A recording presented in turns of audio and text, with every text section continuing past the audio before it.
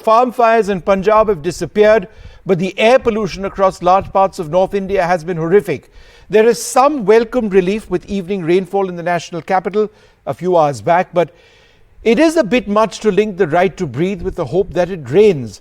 On the show tonight, going well beyond Punjab's annual agricultural stubble burning nightmare, the overall cause of air pollution in the national capital region. That's what I want to focus on. But let's talk for a moment about how farm fires have actually been coming down dramatically. Effectively, there is none at the moment as we speak in Punjab. And let me explain. The severely polluted air quality in the national capital region comes at a time when agricultural stubble burning in Punjab has almost ended. So therefore, you cannot argue that air pollution should have come down since stubble burning has ended. Evidence of farm fires having come down comes from satellite data, also a government count on a daily basis of actual farm fires in Punjab. As we look at the causes of air pollution in Delhi, let's first look at the farm fire situation in Punjab from the 21st of November onwards. This NASA imagery comes from their worldview system. This is the farm fire situation on the 21st of November. There were 513 fires. On the 22nd of November, there were 512 fires. And you can see the dots. Each dot is a fire. On the 23rd of November, this went down drastically to 205. On the 24th of November, it went down further to 191. On the 25th of November, another drastic drop. You can see the dots just disappearing. And finally, yesterday, there were just 63 fires. Now, compare yesterday's fire count, 63 fires, that's on your left, with what it was on the 15th of November, that's on your right, when there was a whopping 2,544 fires which were recorded. Incredible what it was, and terrible from a health standpoint, but that's gone. But if you had hoped for the air quality in Delhi to improve immediately, it's not. It's improved in the last couple of hours, but it's certainly not enough. So joining us now, Anumita Roy Chaudhary, Dr. Bhargav Krishna, Professor S.K. Dhaka and Palak Balyan. They are all experts looking at this issue. As you can see, we haven't got any political leaders on this because we don't want any shouting and screaming. Anumita, in very basic terms, stubble burning has gone down. It is a fact that it affects our health. But why has pollution remained high in the NCR over the last several days? You're so right, Vishnu, because fire season is over now. And yet today we are in very poor. But if you really look at location-wise data, then Wazirpur, Munkad, these are the areas which are already in severe level. And what is interesting is that when we look at the data coming from IITM, and they forecast that how different pollution sources are contributing to air quality in Delhi. Today, the top contributor are vehicles, followed by the surrounding cities, Sonipat, Ghaziabad, Gurugram, Panipat. And then you have the waste burning happening, solid fuels, industry, and so forth. So clearly, it is local and pollution in our surrounding region, and we have not yet been able to figure out how to scale up change. And therefore, that's where we are really slipping hard. If you ask state governments what they are doing, they will list something for you. But none of that is adding up to the scale of change needed to cut emissions at source so that we can meet the clean air standards. So that's where we really need to focus on that by sector. Do we have a target? Do we know what kind of infrastructure that we need to create to address the gap in action and implementation? Have we tied up resources, funding with it? And where's the data and the numbers, just not in Delhi, but in all the big four cities around Delhi and the smaller towns beyond that and the industrial areas? Right. So, so that's where we really need to focus today. So, Dr. Bhargav Krishna, let me ask a basic question. When stubble burning happens, does it actually push Delhi or the NCR over the edge? In other words, there was this level of thermal power plants being major pollutants which existed. There was this level of vehicular pollution that always existed. In a sense, we've normalized that. But the air pollution index shoots to 500, 600, sometimes up to 1,000 because of stubble burning. Is that the difference? Absolutely, Vishnu. You're entirely right in your characterization of the problem, because stubble burning is just a sort of symptom that pushes us over the edge, right? It's not that Delhi doesn't have poor air quality aside from the season that stubble burning happens. Delhi has terrible air quality all throughout the year. if you look at our annual average exposures to PM 2.5 in the city, we are looking at air quality levels that are 15 times what the WHO considers acceptable, and far higher than what even our own much more relaxed national ambient air quality standards consider acceptable. And so we are not looking at this as a sort of long-term issue in the way that we should be doing. What we're looking at it is as a political game where we're trying to identify what are these seasonal sources that we can attribute blame to, not necessarily looking at the longer term, more complicated, challenging issues that we need to address at a city level and at a regional level. Anumita's work, for instance, has shown recently that the thermal power plant standards being not met at all of the regional thermal power plants around Delhi and NCR are a big contributor to air pollution in the area. But this is also true of the rest of the Indo-Gangetic Plain. Our thermal power plant standards were notified, for instance, in 2015. They came into force in 2017, and yet we are nowhere close to meeting those standards across the whole of the country. We're talking about this at a time when coal use is only going to grow, and there are more and more thermal power plants that are coming into force and coming online each day. Professor S.K. Dhaka, are there certain climatic factors overhead Delhi which actually result in pollution lingering in the air longer than in other areas? What is a thermal inversion? I keep reading the words thermal inversion. What exactly is that? In fact, thank you. I was listening to my people who are really talking about, but I'd like to add very, very important point. We must remember about the meteorological conditions. So meteorological conditions is very important key factor, and we cannot directly say whether the crop burning is contributing or not contributing. It has a variability. The variability is from like 5% to like maybe it can go up to 35%, 40%. It depends. Like I think the episode of 2nd November, if you remember, when the schools were shut down and everything was really in a very bad condition in Delhi. So that took about like 48 hours to reach to Delhi, and the contribution was about like 30-35%. But that is true. You mentioned it correctly. Now the fire is almost gone, but there are many other factors. One is like transport. The another is like very low wind, calm conditions, and we are also having now hazy conditions. So we are having very sunlight.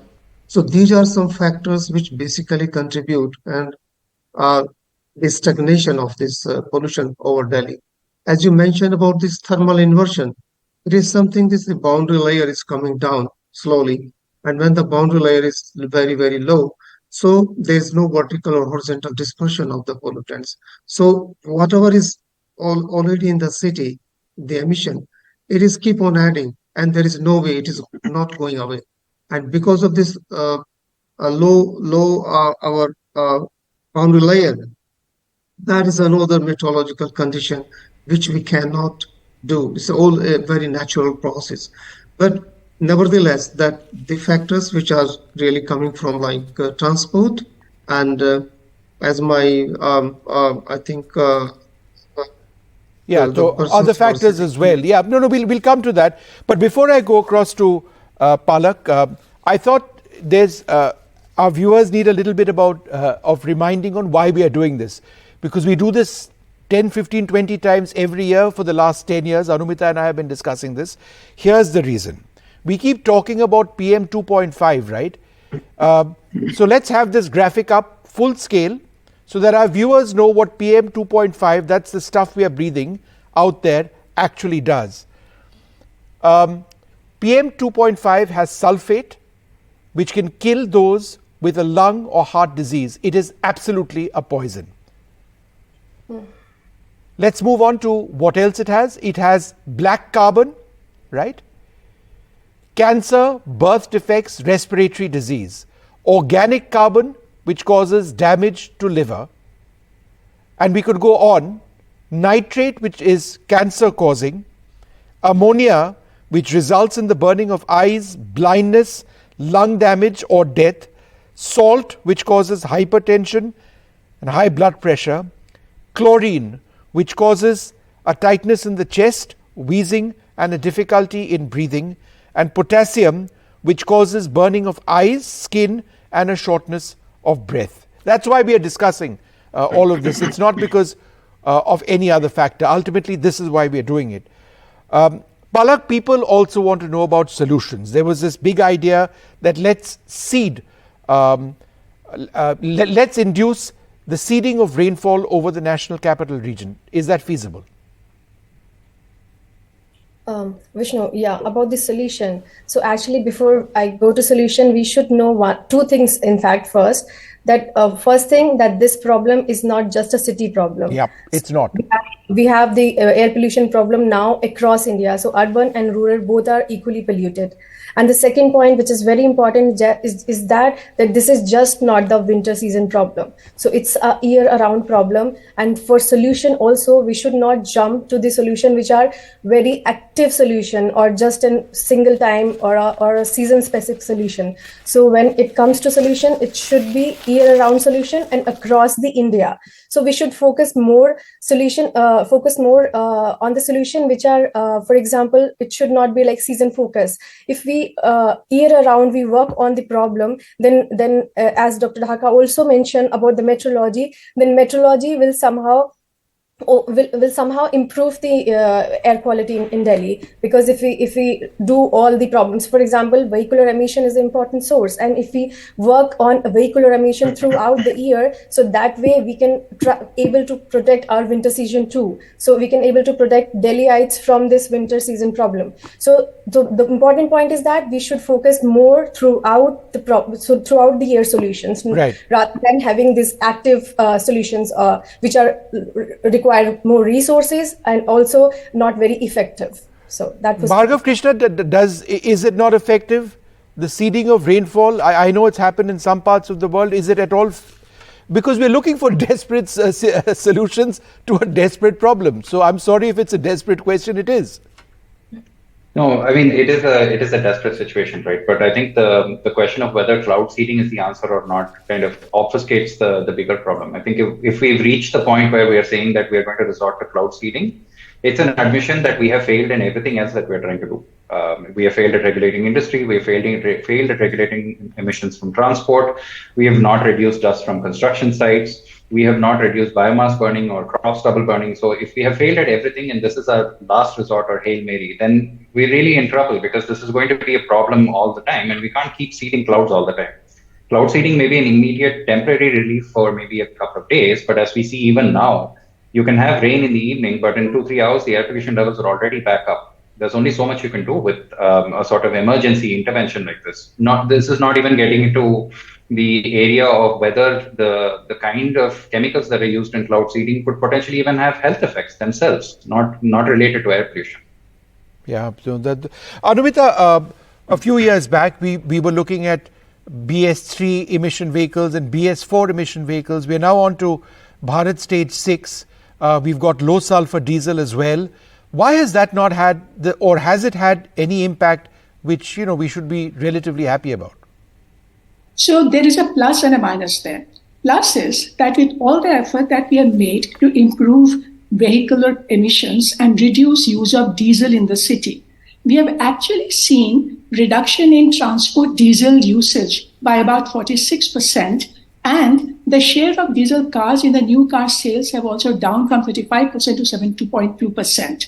Now, even though we have seen this technology improvement and reduction of emissions per unit of vehicle, but that improvement is getting swamped by the sheer volume of traffic and the numbers that are overwhelming the city today. And unless we are able to fix the mobility crisis in the city, we will not be able to do this. Remember, Delhi has also achieved 12% electrification of the new fleet, and yet we are in this mess because we are just not being able to make the solution work. Delhi also has the largest electric bus numbers, and yet the bus ridership is coming down drastically, down by 48%.